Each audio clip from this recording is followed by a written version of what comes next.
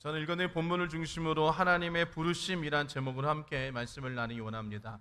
한번 따라하겠습니다. 하나님의 부르심. 네, 하나님의 부르심. 자, 하나님의 부르심이 무엇인가, 또 하나님의 부르심이 어떠한 것인가를 우리 로마서를 통해서 한번 말씀을 좀 나누기를 원합니다. 자, 우리 로마서는 사도 바울이 쓴 책이죠. 이 대상은 로마의 그리스도인들에게 보내는 편지인 서신서입니다. 그래서 로마서는 로마에 있는 그리스도인들에게 사도 바울이 편지를 써서 복음을 알려주는 거예요. 그래서 로마서에서 가장 중요한 것은 바울의 칭의론입니다. 즉 오직 믿음으로 말미암아 은혜 받는다, 그리고 믿음으로 오직 구원을 얻는다라는 것에 대해서 사도 바울이 이야기한 책이 바로 이 로마서인 것입니다. 그래서 로마서는 복음의 정수다라고 그렇게 이야기를 하고 있을 정도로 복음에 대해서 굉장히 많이 이야기를 하고 있습니다. 자, 복음, 우리가 복음을 이야기할 때 원어로는 유앙겔리온이라고 이야기합니다. 유앙겔리온이라고 하는데요, 이것은 좋은 소식, 기쁜 소식이라고 이야기를 하는 거예요. 그러니까 이 복음은 좋은 소식이며 기쁜 소식이다라고 이야기하는 것입니다. 이 로마서의 주제가 바로 복음입니다. 그리고 사도 바울의 가장 큰 목표가 바로 이 복음을 전하는 것이에요. 사도행전에 보면 사도 바울이 로마에서 복음 전하기를 굉장히 열망하는 모습이 보이는데요, 사도행전 19장 21절 말씀 보면 바울이 마게도냐와 아가야를 거쳐 예루살렘에 가기로 작정하 이르되 내가 거기 갔다 후에 로마도 보아야 하리라 라고 이야기하면서 로마에게 복음 전하는 것을 사도 바울은 굉장히 원했다라는 것입니다. 그래서 로마에 가서 그가 복음을 전하는 것을 우리가 또한 성경을 통해서 알 수 있습니다. 사도 바울이 이렇게 아시아를 거쳐서 마게도냐, 아가와 예루살렘에 다니면서 또 로마에 가서 복음을 전하기 원하는 것은 다른 것이 아니라 복음에 대한 열정이라는 것이에요. 즉 좋은 소식, 기쁜 소식을 알리고자 하는 그런 열정이 있었다라는 것입니다. 우리가 잘 아는 것처럼 로마는 여러 가지의 그런 헬라 사상이나 철학 사상이 굉장히 발전되어져 있었어요. 또 우리 그리스 로마 신화를 여러분이 아신 것처럼 여러 가지 신화에 대한 이야기들이 굉장히 많이 있었습니다. 그리고 여러 가지 이방신들을 섬기고 있었다라는 것이에요. 그런 곳에 사도 바울이 그런 로마에 가서 복음을 전한다라는 것은 그런 그 시대의 헬라 문화와 또 여러 가지 신화, 이것과는 전혀 다른 하나님에 대한 그런 것들을 이야기하기 원했다라는 것입니다. 이 복음이 무엇인가를 사도 바울은 전하고 또 그것을 그들에게 예수를 믿는 것을 전하기를 원했다라는 것이에요. 여러분, 사도 바울은 우리가 잘 아는 것처럼 그 시대에 많은 교육을 받은 사람이었다라는 것입니다. 그런데도 그가 그 시대에 그가 알고 있던 지식이나 그가 알고 있던 그런 여러 가지 것들을 다 배설물로, 성경 이야기처럼 해로 여길 정도로 복음의 중요성을 사도 바울은 너무나도 잘 알고 있었다라는 것입니다. 여러분, 복음, 이것은 하나님의 약속이 되어지는 것이에요. 하나님이 우리와 맺으신 언약, 이것을 또한 우리는 복음이다라고 그렇게 이야기를 하는 것입니다. 그래서 하나님의 약속은 선지자들을 통해서 성경에 미리 약속되어져 있는 것들, 그것들을 우리가 알고 또 하나님께서 선지자를 통해서 여러 가지 약속이라는 것을 하셨다라는 것입니다. 그래서 2절 말씀 보면 이렇게 이야기합니다. 이 복음은 하나님이 선지자들을 통하여 그의 아들에 관하여 라고 이야기하는 거예요. 성경에 미리 선지자를 통하여서 그의 아들, 즉 예수 그리스도를 알리고자 하는 것이 바로 복음이라고 이야기하는 것입니다. 여러분, 이 성경은 우리가 잘 아는 것처럼 첫 장부터 마지막까지 다 우리 구원에 대해서 적혀져 있는 책이 성경입니다. 인간을 구원하기 위한 하나님의 약속, 하나님이 어떻게 행하셨는가, 하나님의 구속사역, 구속사라고 이렇게 이야기합니다. 즉 구원의 역사에 대해서 말하고 있는 것이 성경이에요. 그래서 이 성경은 하나님이 인간을 사랑하셔서 어떻게 구원하시는 데 초점을 맞추고 있었습니다. 그리고 그 구속사역을 완성하기 위해서 가장 클라이막스가 바로 예수님이라는 것이에요. 예수님이 이 땅 가운데 오신 것이 복음의 정점이자 핵심이라는 것입니다. 그래서 구약을 올드 테스트먼트 옛 언약, 즉 오실 메시아에 대한 약속을 담고 있는 것이 구약이에요. 올드 옛 테스트먼트 언약이라고 하는 것입니다.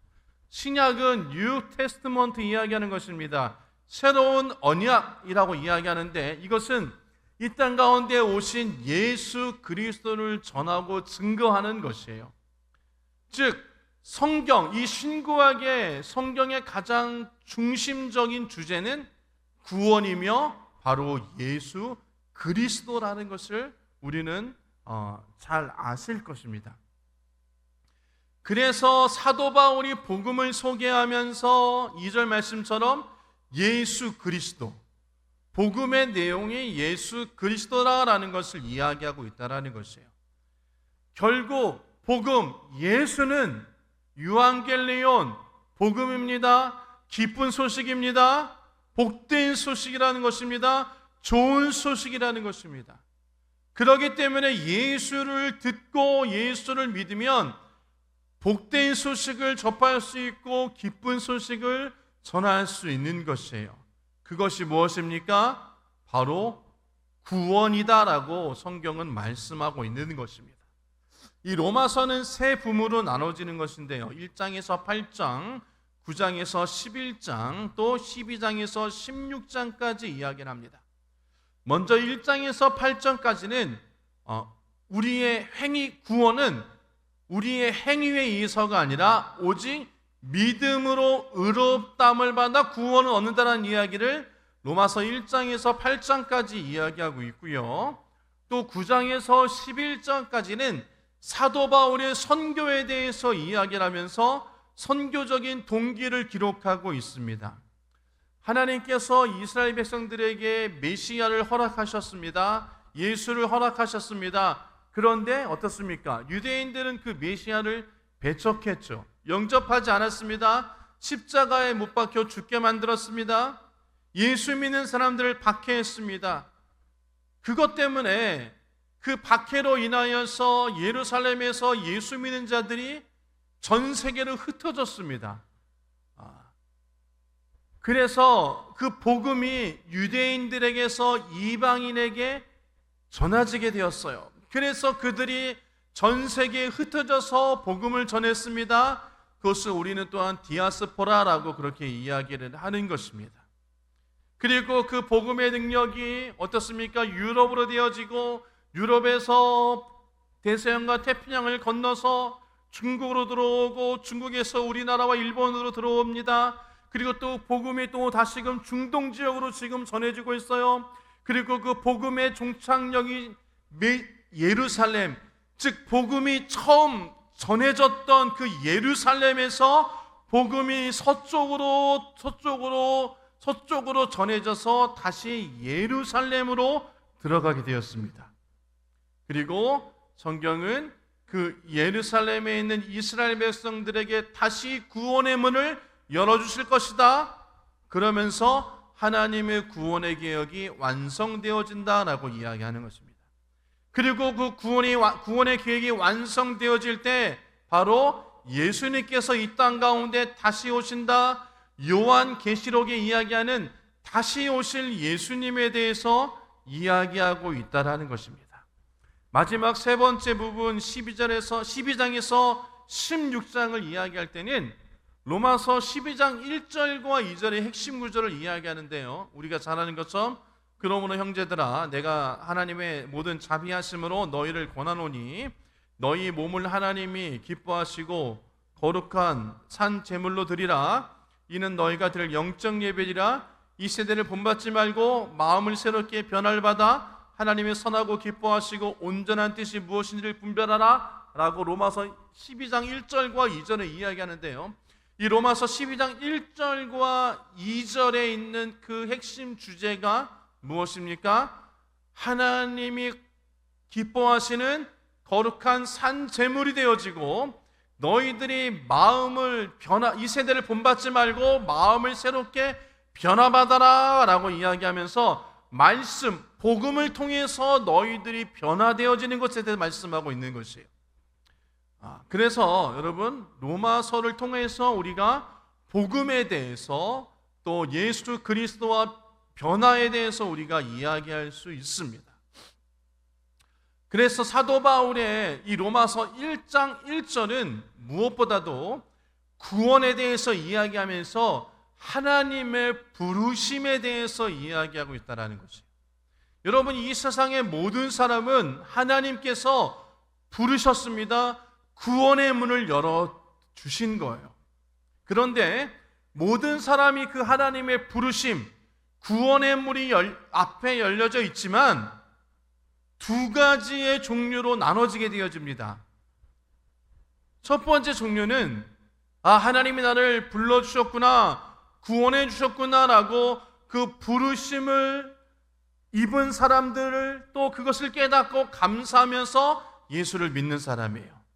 두 번째로는 하나님이 불러주셨지만 나는 그것에 대해 관심이 없어, 나와 상관없는 일이야 라고 이야기하면서 제멋대로 삶을 살아가는 그 부르심에 순종하지 않는 사람들이 있다는 것이에요.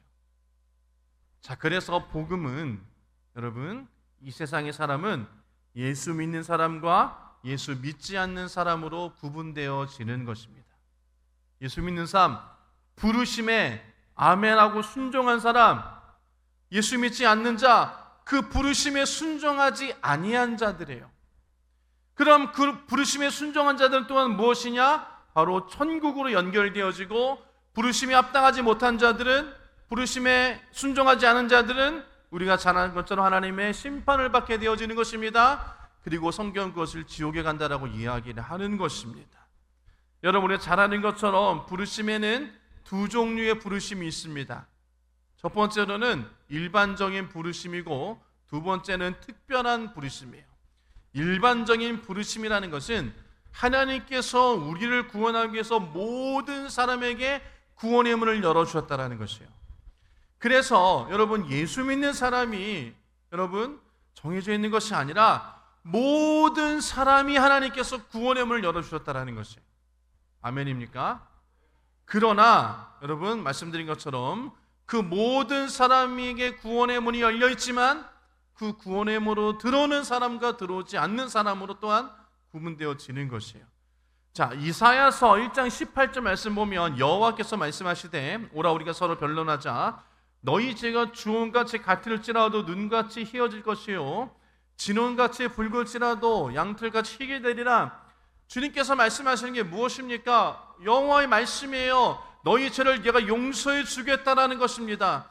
너희들이 예수를 믿기만 하면 내가 모든 죄를 용서해 줄게라고 이야기하는 것입니다. 이것이 일반적인 부르심이에요. 또한 마태복음 11장 28절에 수고하고 무거운 짐진 자들아 다 내게로 오라 내가 너를 쉬게 하리라 라는 것입니다. 이렇게 여러분, 말씀에 해당되어지는 모든 사람에게 적용되어진 것이 일반적인 부르심이에요. 이것은 구원을 위한 부르심이 되어지는 거예요.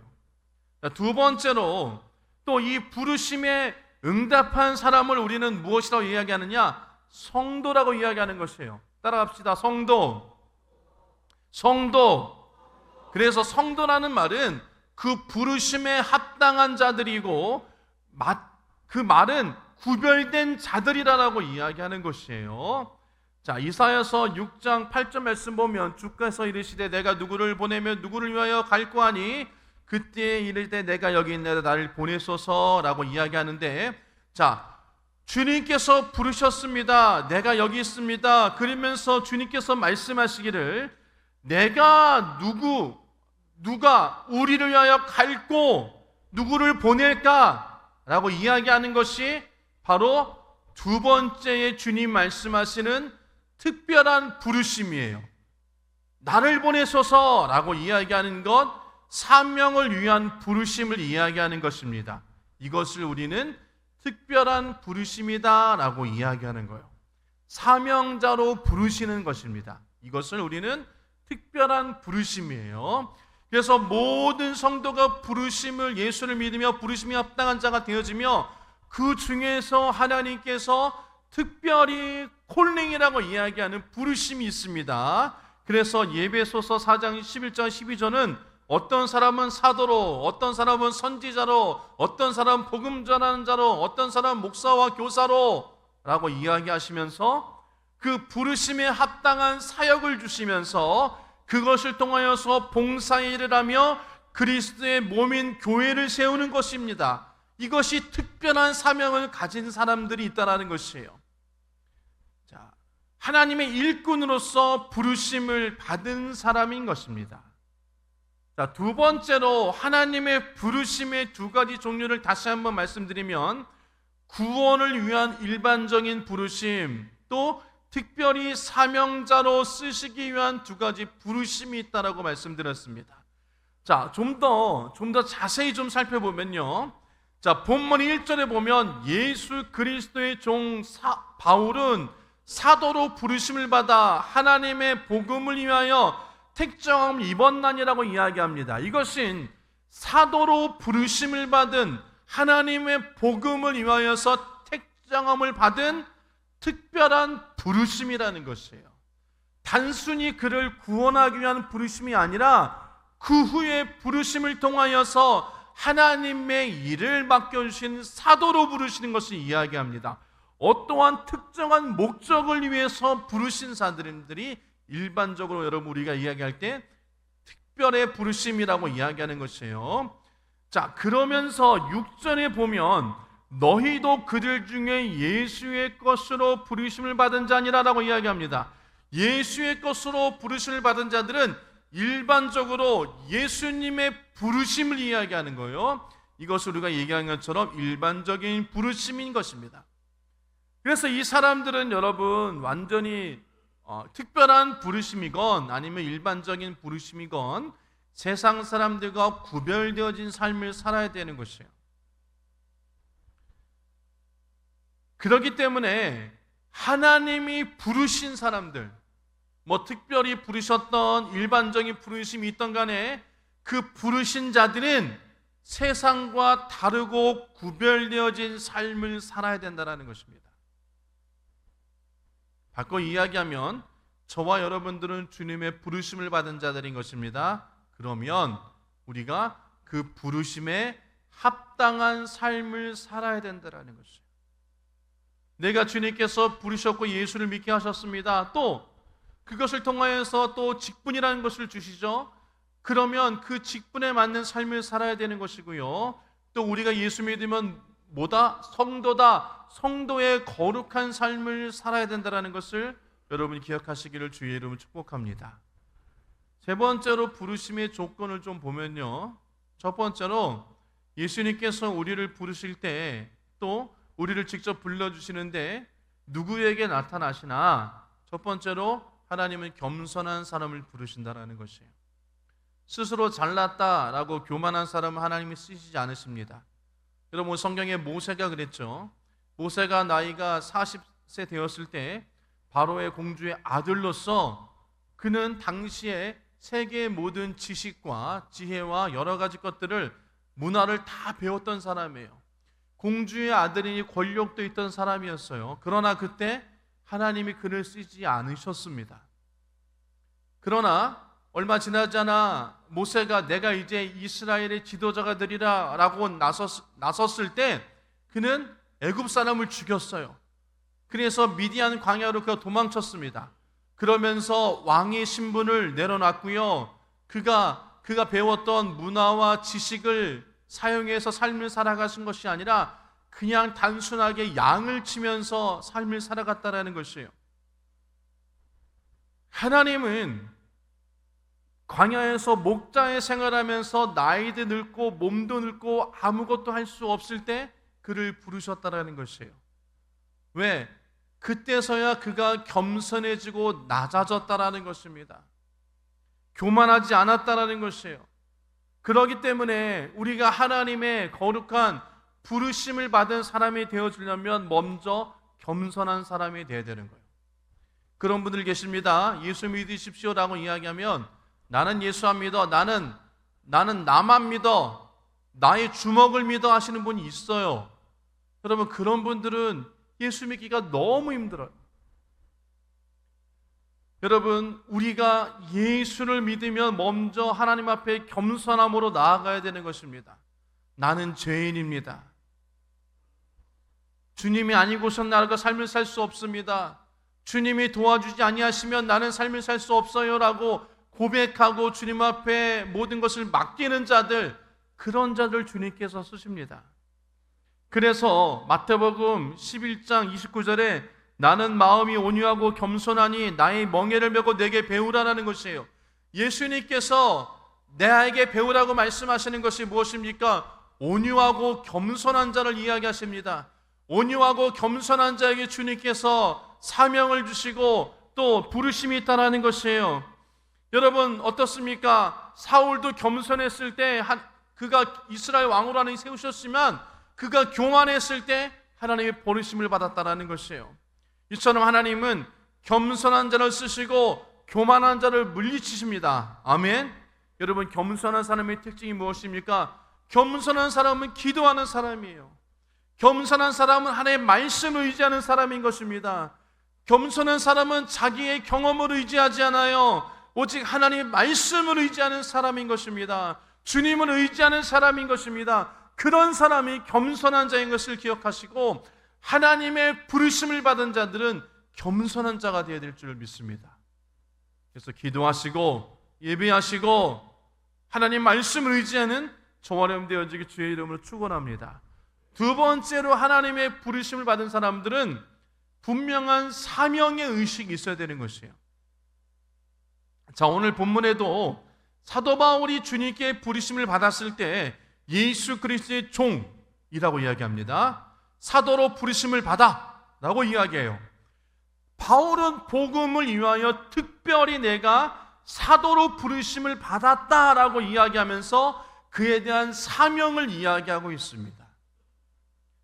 복음을 위하여서 택정함을 입은 사명의식을 가진 사람이 바로 사도 바울이었다는 것이에요. 여러분, 우리도 마찬가지입니다. 아유, 목사님 사도 바울이니까 하나님께서 특별히 사도로 부르셨지요 라고 여러분 그런 말씀하지 마세요. 저와 여러분들도 하나님께서 부르셨다는 것이에요. 왜? 그렇기 때문에 우리가 예수를 믿게 되어지는 것입니다. 그러고 나서 우리가 해야 될 것이 무엇이냐? 여러분, 그것은 사도 바울처럼 하나님의 복음을 전하고 증거해야 된다는 것이에요. 주님께서 저와 여러분들을 부르심의 목적은 세상에 나가 예수를 드러내라는 것입니다. 예수 믿는 사람으로서의 본이 되어지는 삶을 살며 주의 복음을 전하고 증거하라고 저와 여러분들을 부르셨다라는 것이에요. 그렇기 때문에 저와 여러분들이 사명의식을 가지고 이 마지막 때에 주의 복음을 전하고 증거하는 저와 여러분 되어지길 주님의 이름으로 축복합니다. 저와 여러분들은 하나님께서 이 마지막 때에 부르셨다라는 것이에요. 또 하나님께서 이 마지막 때에 우리 서연교회를 이곳에 세우신 목적이 무엇입니까? 하나님이 사용하시기 위해서요. 무엇을 위해서? 복음을 위해서라는 것이에요. 그래서 저와 여러분들이 복음을 전해야 됩니다. 복음의 씨를 뿌려야 됩니다. 믿지 않는 가족들에게 복음을 전하고요, 믿지 않는 이웃들에게 복음을 전해서 이 성전을 가득 채워주는 역사 있기를 주님의 이름으로 축원합니다. 여러분, 복음 전하는 것, 목사님 사도 바울처럼 그런 사명이 있어야지 복음을 전하는 거 아닙니까? 아니에요. 여러분, 저와 여러분들은 하나님의 복음을 전하기 위해서 하나님께서 벌써 택하셨다라는 것이에요. 그렇기 때문에 누구나 복음을 전할 수 있습니다. 누구나 복음의 씨를 뿌릴 수 있습니다. 여러분, 그렇기 때문에 저와 여러분 가운데 복음 전하는 귀한 역사가 일어나기를 주님의 이름으로 축원합니다. 세 번째로 하나님의 부르심을 받은 사람은 고난에 동참해야 된다는 것이에요. 로마서 8장 17절 말씀에 우리가 그와 함께 영광받기 위하여 고난도 함께 받아야 할 것이다 라는 것이에요. 여러분, 우리가 부르심을 입었다는 것은 얼마나 영광스러운 것입니까? 그렇죠, 여러분. 우리가 그 청와대에서 여러분을 부르시면 굉장히 영광스럽게 생각하시죠. 그렇죠? 뭔가 내가 좀 잘한 것이 있기 때문에 대통령 표창도 받는 것이고 또 그 앞에 나아갈 수 있는 것처럼 우리가 여러분 하나님 앞에 여러분 부르심을 입었다는 것은 굉장히 영광되어지는 것입니다.